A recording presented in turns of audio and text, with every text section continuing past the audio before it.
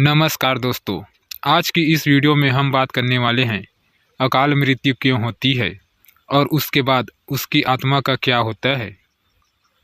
तो वीडियो को अंत तक ज़रूर देखें। धरती पर जिस प्राणी ने जन्म लिया है उसकी मौत ही तय है। यह एक ऐसा सच है जिसे बदला नहीं जा सकता। हम सभी जानते हैं कि पृथ्वीलोक में प्राणियों की संख्या इतनी है कि हर दिन किसी न किसी की मृत्यु होती रहती है। जाहिर से बात है कि हर मनुष्य को मोक्ष प्राप्त नहीं होता। इनमें से कुछ ऐसे भी होते हैं जिनकी आत्मा सदियों तक पृथ्वीलोक में ही रह जाती है। इसका कारण है कि उनकी अकाल मृत्यु हो जाती है।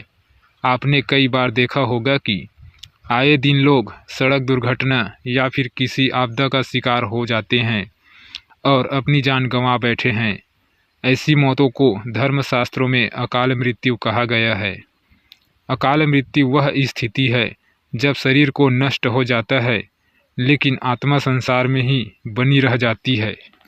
गरुड़ पुराण के 7वें अध्याय में लिखा गया है कि अगर कोई प्राणी भूख से तड़प कर मर जाता है या किसी हिंसा जानवर का शिकार हो जाता है या फिर जहरीला पदार्थ सेवन करने से या फिर पानी में डूबने से अगर किसी मनुष्य की मौत हो जाती है तो ऐसे मनुष्य को अकाल मृत्यु की श्रेणी में रखा जाता है। अकाल मृत्यु कैसे होती है? दोस्तों, अकाल मृत्यु किसी भी कारण से हो सकती है, फिर चाहे वह किसी रोग के कारण हो या दुर्घटना के कारण हो।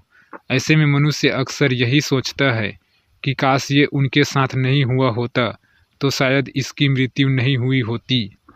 गरुड़ पुराण में विष्णु जी के वाहन गरुड़ राज ने श्री हरि से यह प्रश्न पूछा था कि जब वेदों में मनुष्य की उम्र 100 साल निश्चित की गई है तो उनकी अकाल मृत्यु क्यों हो जाती है।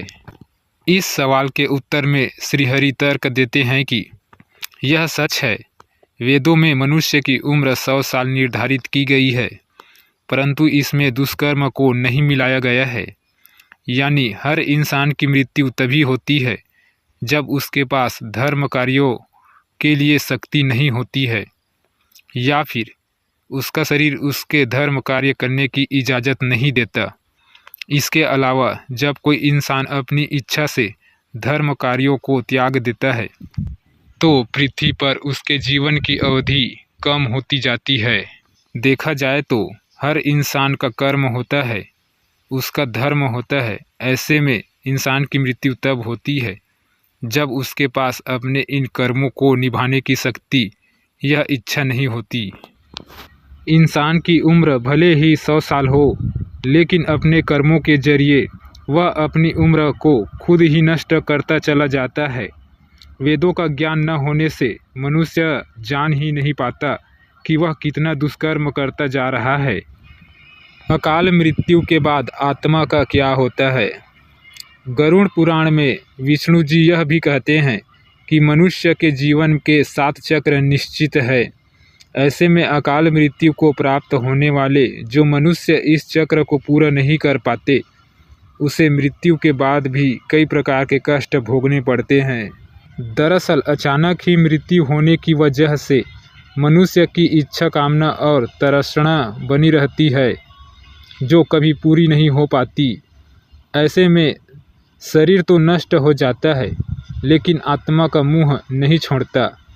इस स्थिति में अकाल मृत्यु वाली आत्माएं अपने परिजनों, जीवित लोगों को कष्ट पहुंचाती है और अपनी मनोकामनाएं पूरी करने का भी प्रयास करती है।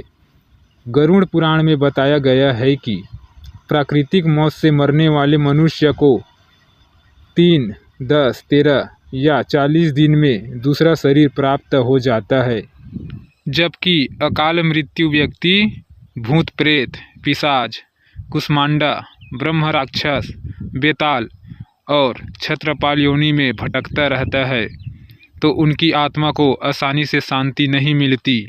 आपको बता दें कि अकाल मृत्यु में आत्महत्या को सबसे निचले दर्जे पर रखा जाता है। मृत्यु के कितने दिन बाद जन्म मिलता है? ग्रंथों की दृष्टि से यह एक घिनौना कृत्य है।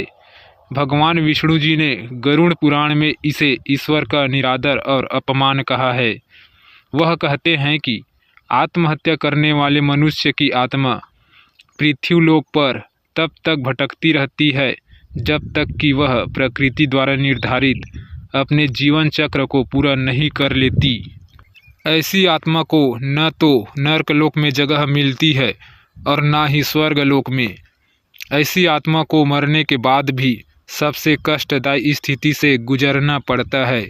यह आत्माएं अपनी तमाम इच्छाओं की पूर्ति के लिए अंधकार में तब तक भटकती रहती है जब तक कि उनका जीवन चक्र पूरा नहीं हो जाता। आत्महत्या करने वाली आत्माओं का कष्ट तो कम नहीं किया जा सकता, लेकिन गरुड़ पुराण में अकाल मृत्यु को प्राप्त मनुष्य की आत्मा की शांति के कई मार्ग बताए गए हैं। अकाल मृत्यु से बचने के लिए मंत्र। भगवान विष्णु बताते हैं कि मनुष्य परिजनों को नदी या तालाब में तर्पण करना चाहिए। साथ ही मृत आत्मा की इच्छा की पूर्ति के लिए पिंडदान और दान पुण्य जैसे सत्कर्म करने चाहिए ताकि उनकी आत्मा को जल्द ही मुक्ति मिल सके। यह सत्कर्म कम से कम 3 से 4 वर्षों तक करना चाहिए, तब जाकर कहीं अकाल मृत्यु आत्मा को मुक्ति मिल पाती है और उनके नए जीवन की शुरुआत होती है। दोस्तों, वीडियो देखने के लिए धन्यवाद। आज का हमारा यह वीडियो आपको कैसा लगा कमेंट करके ज़रूर बताएं। एवं हमारे चैनल पर पहली बार आए हैं तो चैनल को सब्सक्राइब कर बेल आइकन को ऑल पे सेलेक्ट कर ले, ताकि हम जब भी अपने चैनल पर नया वीडियो अपलोड करें उसका नोटिफिकेशन मिले आपको सबसे पहले। दोस्तों, वीडियो पसंद आए तो वीडियो को लाइक कर दे एवं कमेंट में जय श्री हरि विष्णु लिखना बिल्कुल ना भूले। सो थैंक यू दोस्तों, मिलते हैं अगली वीडियो में एक नया टॉपिक के साथ। तब तक के लिए राम राम, जय श्री राम।